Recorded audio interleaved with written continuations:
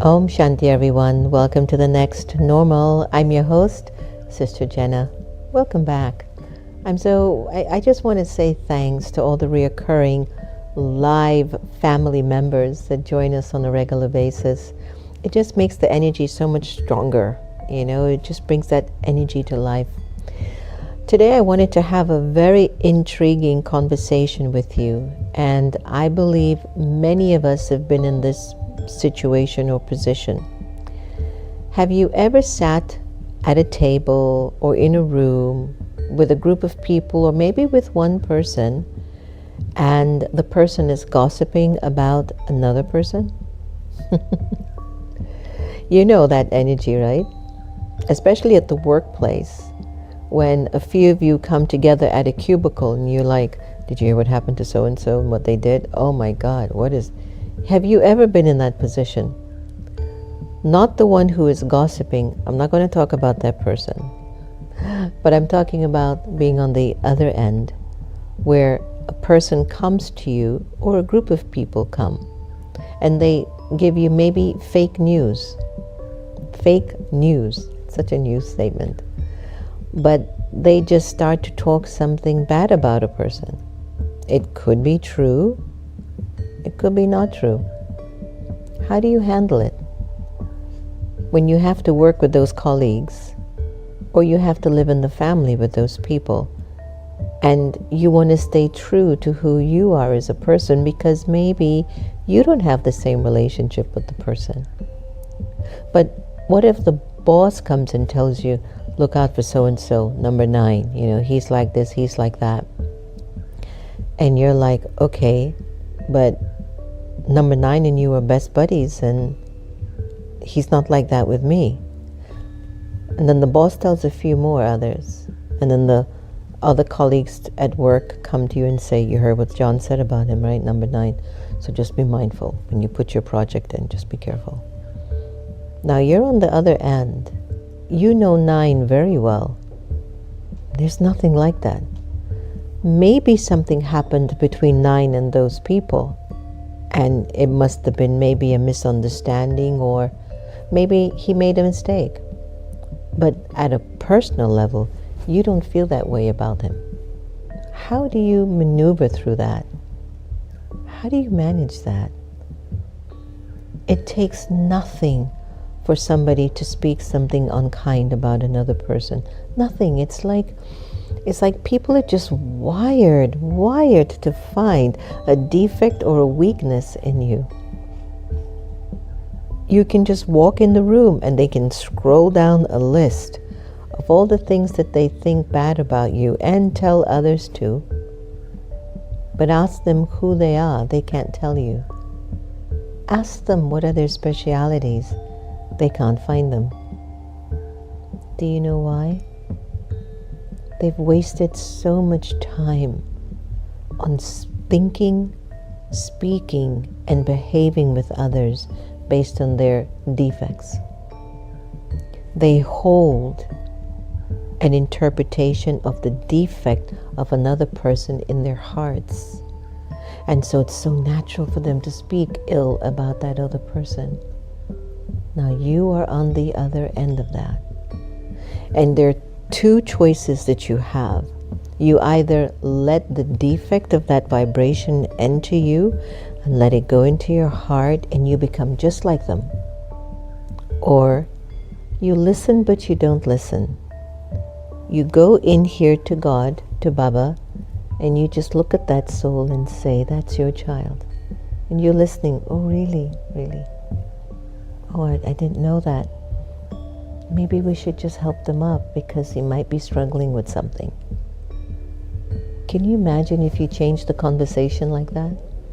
I've been at tables like that. That what is it about this person, I would think. I says, I wonder if they're having troubles at home. I wonder what their upbringing was like.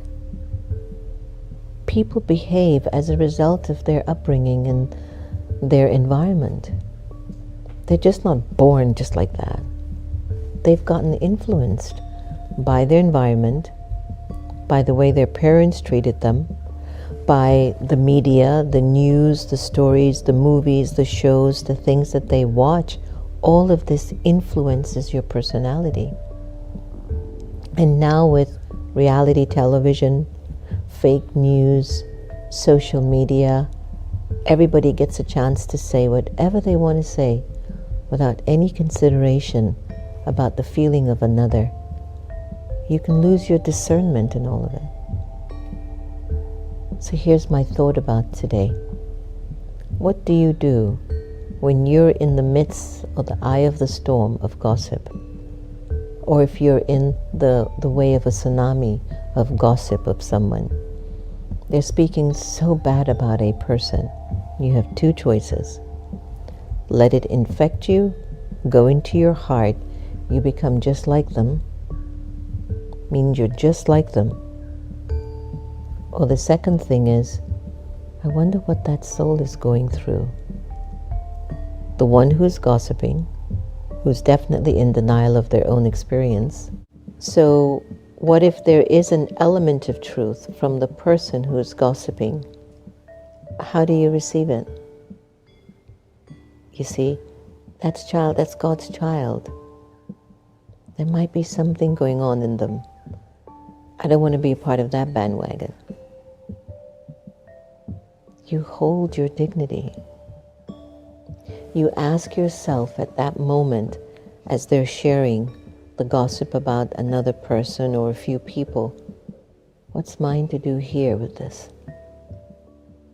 I'm not what they are. And at that moment, you activate your good wishes and pure feelings towards that soul who's gossiping. And the second thing, if you really have the courage, very gently, you can say, really? I didn't know that. They were always so nice to me. I'll see, but you know they did this yesterday. Did you know that they were like this? Or did you know they're going through a divorce? You know, I heard that things have been really challenging at home. I would just think maybe they need some help. Let's try to see if we can give them a little support. Things must be really hard for them. It changes the whole formula, doesn't it? And it changes the whole atmosphere in the workplace or even in the home. It is so important. So these are some of the things that you can do. If you happen to be in the way of a tsunami of gossip or the eye of the storm of gossip, I'll explain what the eye of the storm means to me. Everybody's carrying the interpretation of that person in their minds, and you can feel the vibration of their judgment or criticism of the person, and even that person can feel it, but it's not being spoken. But it can hurt. You can feel it. It feels like danger, like something is about to give. You don't want to be a part of any of that. Because of gossip, we're in the condition that we're in the world today.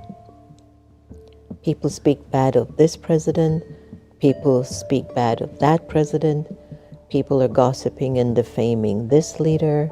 People gossip and defame that leader. When I was doing the America Meditating radio show, I interviewed a profound journalist, and his big assignment was to meet with world leaders and to understand what is it that makes them trigger war. And he said 9.9 times out of 10, the leader was insulted by the other leader of that country. Nothing to do with economy, nothing to do with its people, but because the leader insulted the other leader and they were hurt by that, they said, drop a bomb.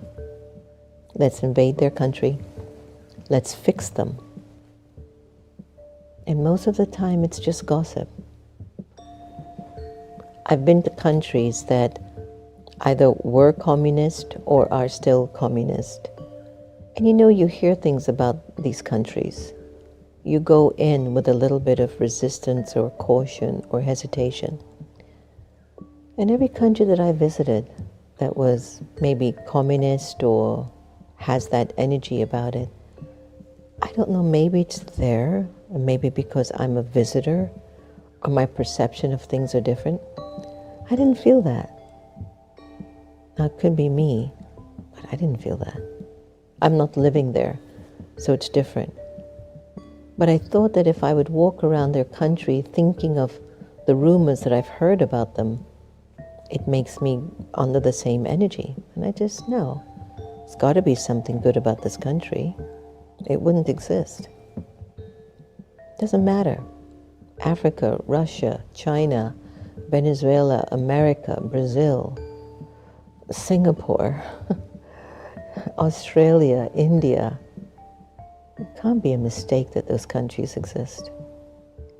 Gossip, rumors, they damage your ability to have a good relationship with everyone. Here's my advice. Instead of believing in the rumors and the gossip, just don't participate. Check. What is mine to do here? Think about what perhaps they have been through and try to give it some wisdom. 2, keep offering your good wishes and pure feelings to the person who is gossiping, but also to the person that is being gossiped about.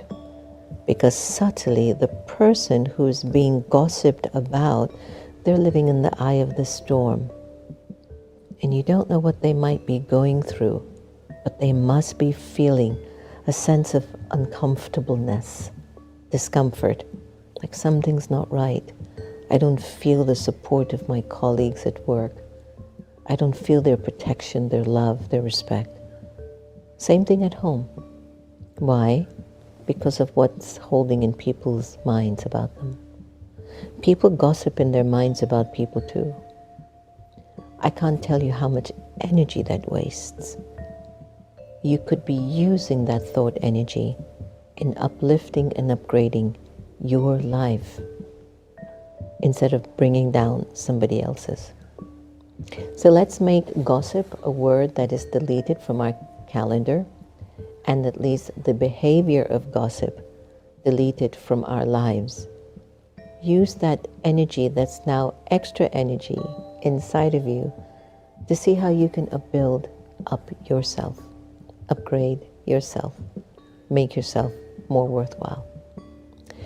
Let's take a few moments of meditation and offer a deep breath of thought and contemplation.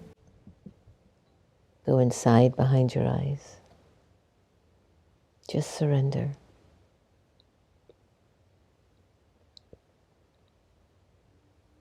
Just surrender to truth.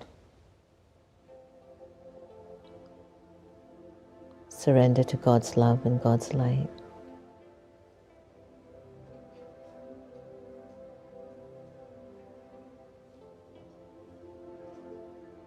And in this place of surrender,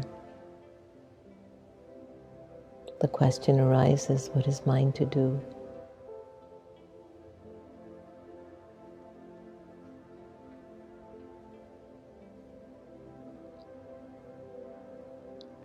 Listening to people's stories and all their negativities, the fake news and the gossiping about another child of God, it's all a waste of time.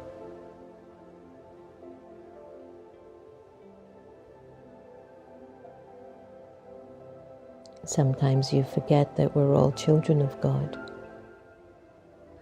And when I speak ill of any child of God, it's my family.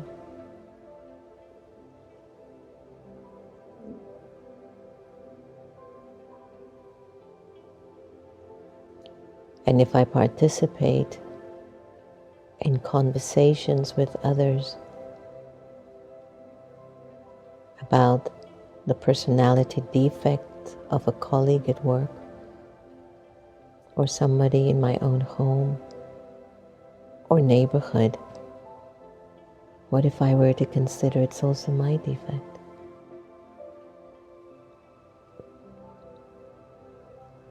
Would you want to keep feeding into that? Would you want to keep serving it? Would you want anyone to keep believing in that, if that were you?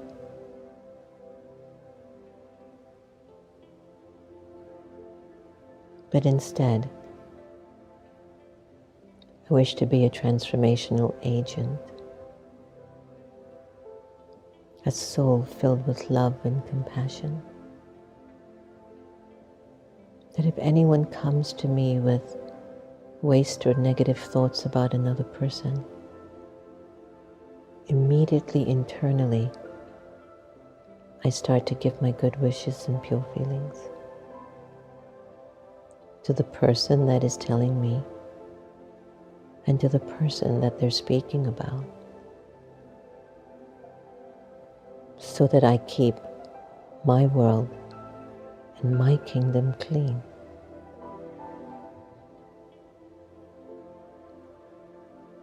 I'll also wonder, what could that person be going through for them to spend such a valuable time of their life to speak unkindly about another child of God? Like, how did they reach to this place?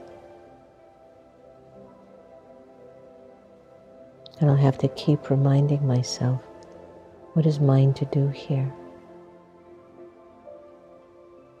And hold that truth within.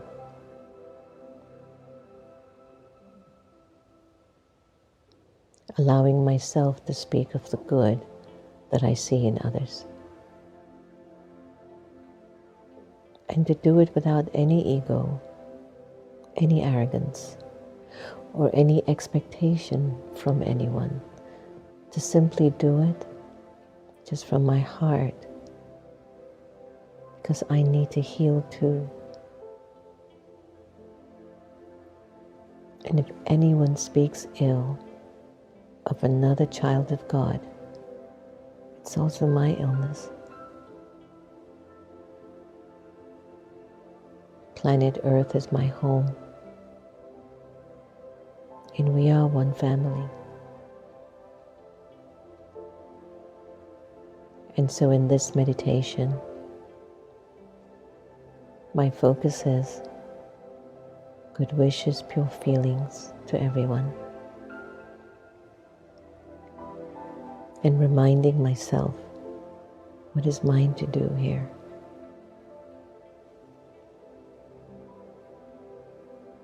And to keep that focus as much as possible.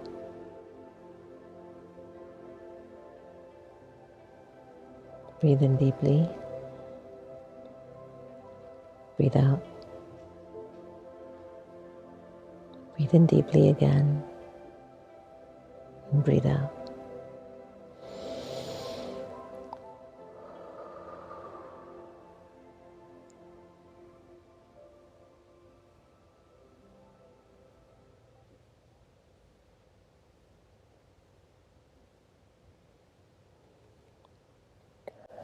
Om Shanti.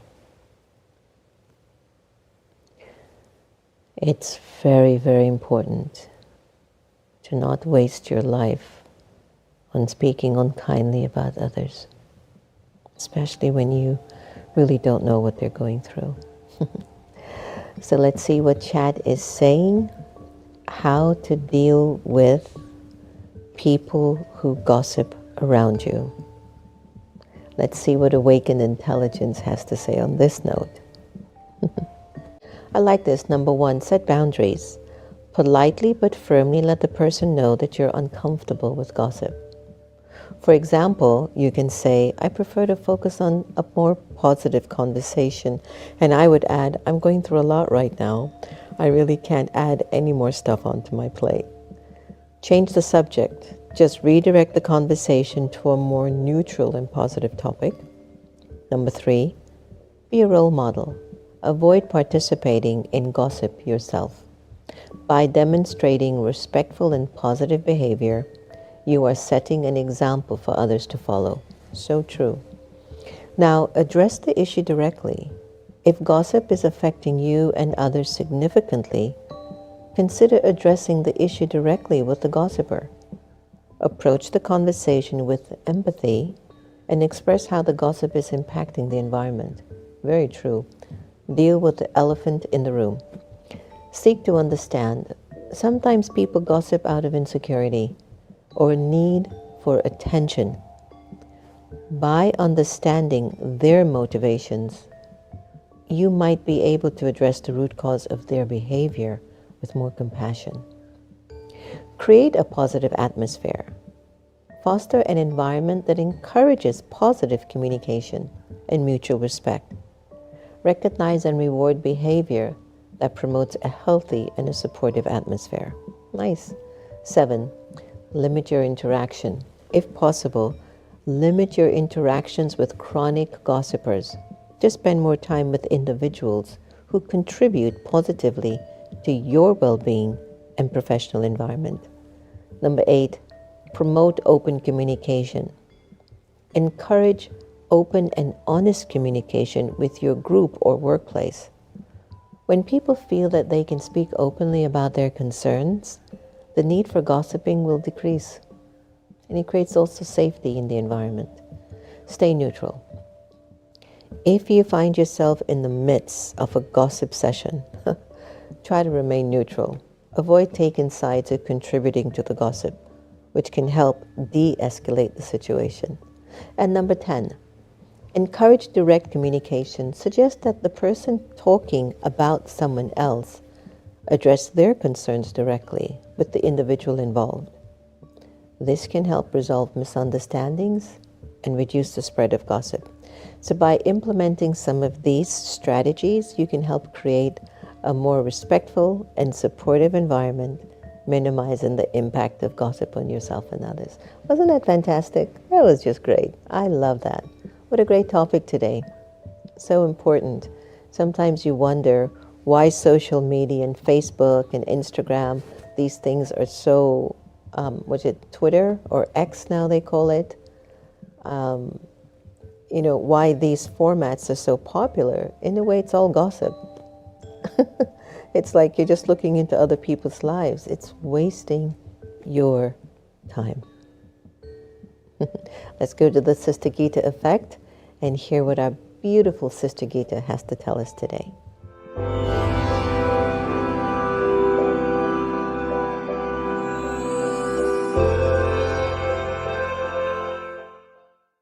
Use laughter as an antidote to stress. When you laugh, you tend to throw away some of your remorseful and unhappy memories. Laughter acts as an antidote to many hidden and suppressed negative feelings, conflicts, insecurities, etc.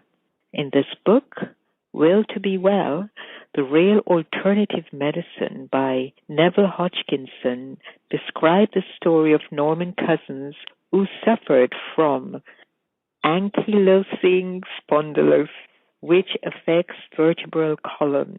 This is an extreme type of rheumatoid arthritis. Here is the way in which Cousins used laughter as medicine.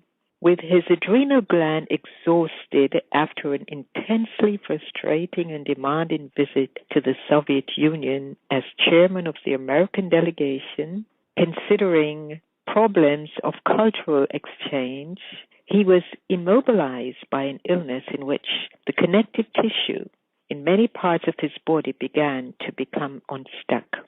At the low point of his illness, Cousins' jaws were almost locked. He had difficulty in moving his limbs and even turning over in bed.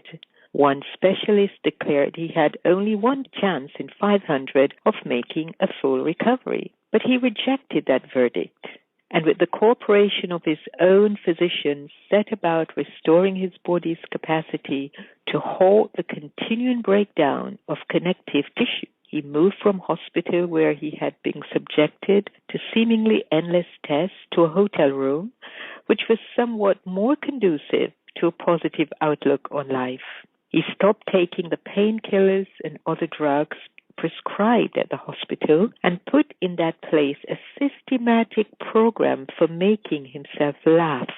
All Marx Brothers films, candid cameras, recordings, and books He also received large blood infusions of vitamin C.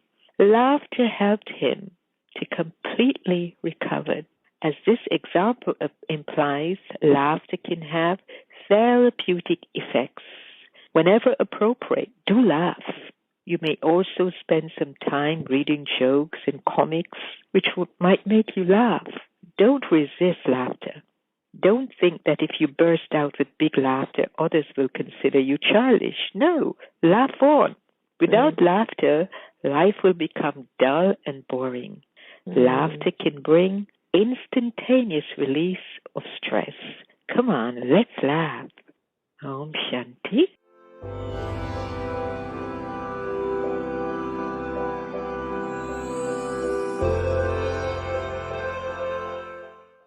Beautiful as usual.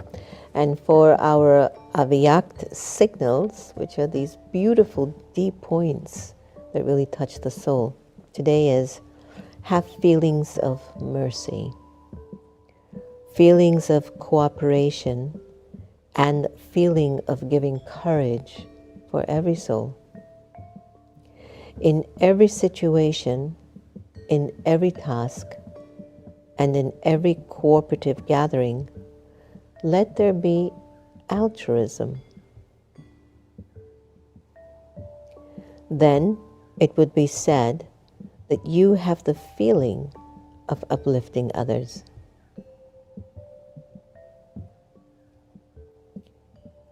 Brahma Baba, who's the founder of the Brahma Kumaris, he did not accept anything for himself. He didn't accept praise, nor did he accept defamation. Subtly and physically, it was always the well-being of others first. This is a good sign of inspiring and uplifting others.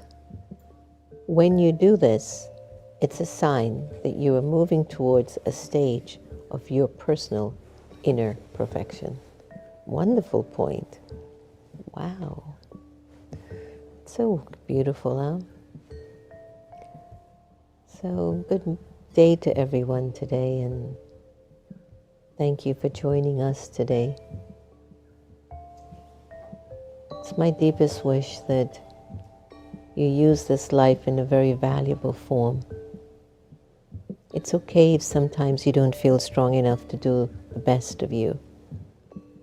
But just don't give up. Keep believing in your highest worth. And stop looking at people who don't believe in theirs.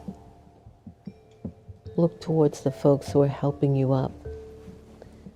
And I'll tell you, the only reason why that sometimes is challenging is that when things are going good and it's positive and it's loving, it doesn't create a scar, it's freedom. But if something is negative or raunchy or ugly, it creates a scar, so you keep thinking of it. And that's why it's so important to perform more good, so that you can begin to feel addicted to freedom. And the more you feel free inside, the closer you are to God. That's the benefit of it all. So remember, in order to reduce your attachment, just practice. Keep loving everybody the same. It's an amazing feeling. Take care. See you again soon.